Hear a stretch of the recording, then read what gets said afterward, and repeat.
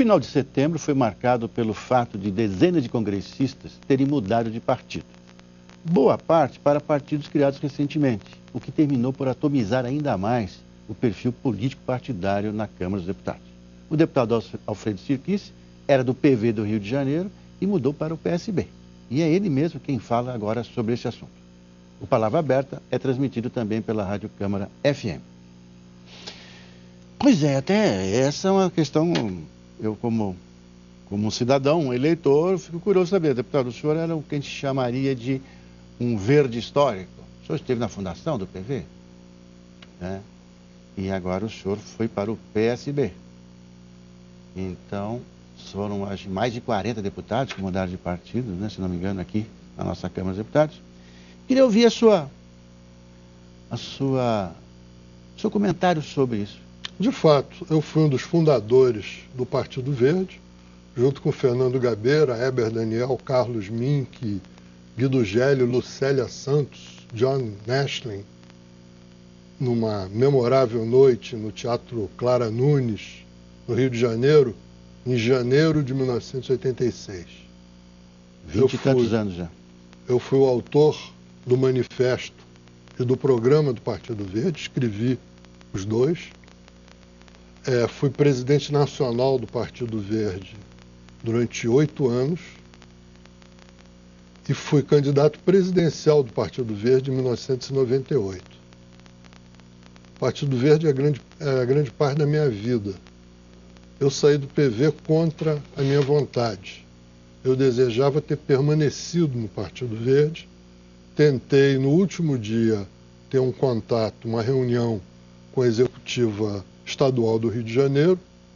A deputada Aspásia Camargo, minha amiga, foi na sede para providenciar esse encontro, e eles haviam se retirado e desmarcado a reunião para não encontrar comigo.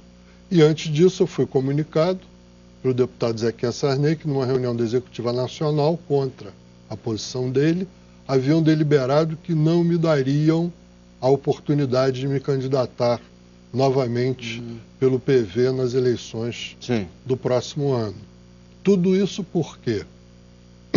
Tudo isso porque eu fiquei do lado da senadora Marina Silva no conflito que aconteceu logo depois das eleições de 2010, quando, numa ação de surpresa, uma eventual maioria da Executiva Nacional prorrogou o mandato do presidente do partido. Aí houve todo um processo, a Marina saiu, na minha opinião um erro, mas as razões que levaram ela a fazer isso foram razões justas, embora a decisão tenha sido taticamente equivocada.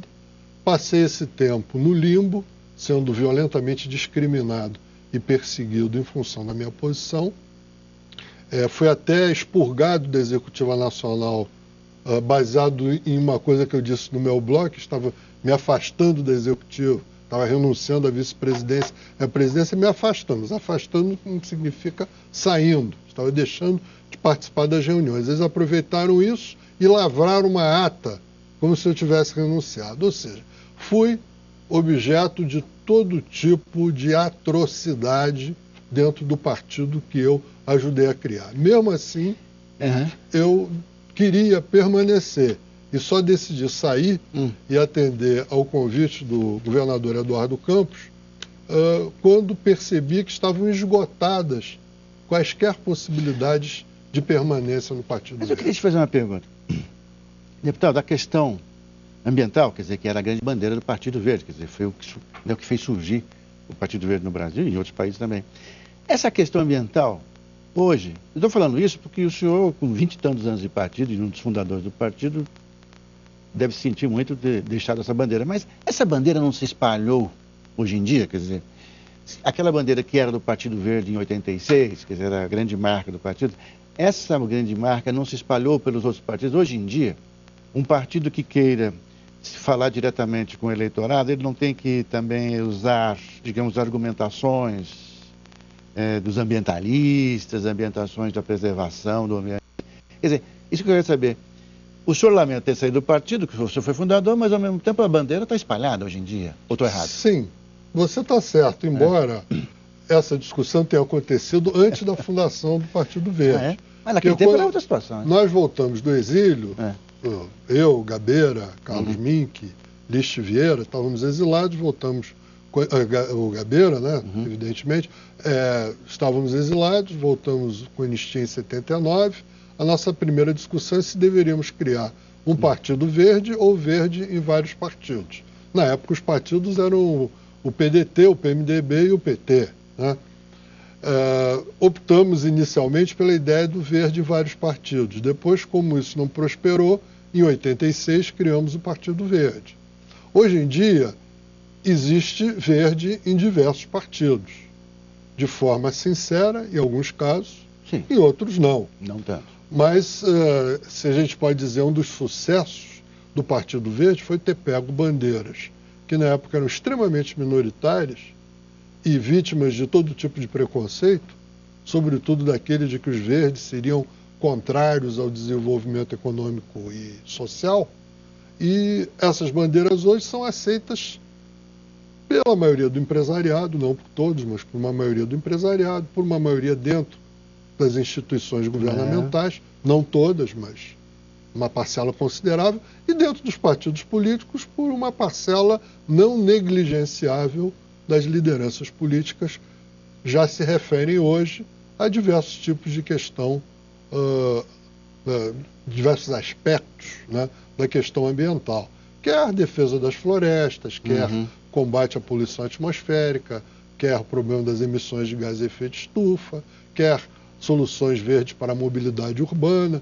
Enfim, isso aí deixou de ser apanágio de um pequeno grupo de intelectuais ambientalistas e passou a ser uma bandeira disseminada na sociedade. Naquela época época é uma vitória, é uma vitória. Eu me lembro que se falava até nos ecochatos, né? Que era um pouco aquele pessoal que ficava batalhando aquela questão, e hoje em dia esse tema desapareceu, né? Praticamente desapareceu, embora eles existam. Atenção.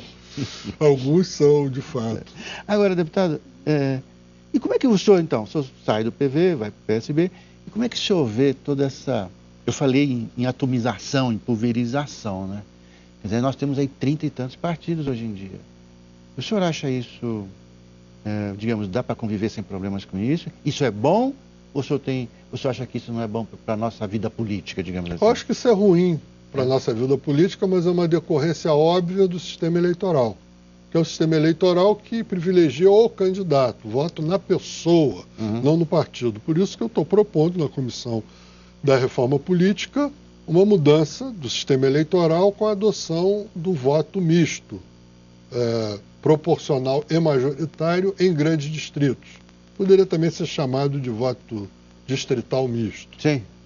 Para basicamente fortalecer os partidos, dar mais consistência ideológica e programática aos partidos e, por outro lado, fortalecer quem tem voto e quem tem liderança política. Com isso, naturalmente, a quantidade de partidos vai se reduzir muito. Agora, essa tese, o voto distrital misto, vamos chamar assim, a impressão que eu tenho é que essa tese vem ganhando adeptos dia a dia, lenta e gradativamente. Porque há 2, 3 anos eu não percebia, pelo menos não percebia essa adesão. O senhor acha que é isso mesmo? Está aumentando, digamos, a adesão a essa fórmula, digamos assim, mista? Eu acho que sim, porque ela, por um lado, doutrinariamente é interessante, porque fortalece os partidos e quem tem liderança política, lima as pessoas que se elegem na rabeira dos que têm voto, de fato. Por outro lado, do ponto de vista pragmático, essa minha proposta, ela acaba atendendo parcialmente às expectativas dos principais partidos. Não contempla nenhum deles na sua plenitude, mas cria uma situação que é possível de ser aceita pelos três. Por quê? O PT é favorável ao voto por lista. Sim. 50% dos deputados da minha proposta são eleitos pela lista. O PMDB prefere o distritão, aquela que é tese voto majoritário no distritão, no distrito considerado Estado, como distrito único. O segundo componente da minha proposta, que é o componente majoritário, contempla de certa forma, porque o distritão vale para metade dos deputados nos estados menores E nos estados maiores existe uma subdivisão em grandes distritos.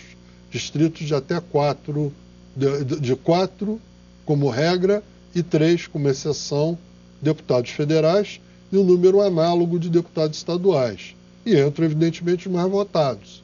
Então, nesse sentido, o PMDB é contemplado. E o PSDB tem doutrinariamente defendido a tese do voto distrital misto. Então, eu elaborei uma proposta que, de certa forma, pode vir a ser vista como aceitável por parte do PT, do PMDB e do PSDB. É um caminho percorrido. Deputado Alfredo, aqui nosso tempo está acabando. Eu queria que o senhor usasse sua capacidade de síntese. Eu quero te perguntar uma coisa. A gente ouviu tanto falar em reforma política na Câmara, no Senado, e a gente torce por ela. Todo mundo fala, agora a coisa... O senhor está com essa proposta, mas o que o senhor vê no horizonte? Essa reforma política acontece quando? O quê? Quais são as condições para ela vir a acontecer? Elimar, só Deus sabe, né?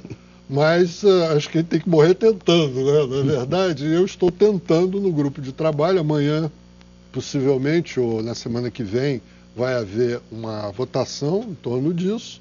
Se a minha proposta passar no grupo de trabalho, ela vai ser conduzida ao plenário e aí veremos. Vai se incorporando também. Vai se incorporando, quem sabe, né?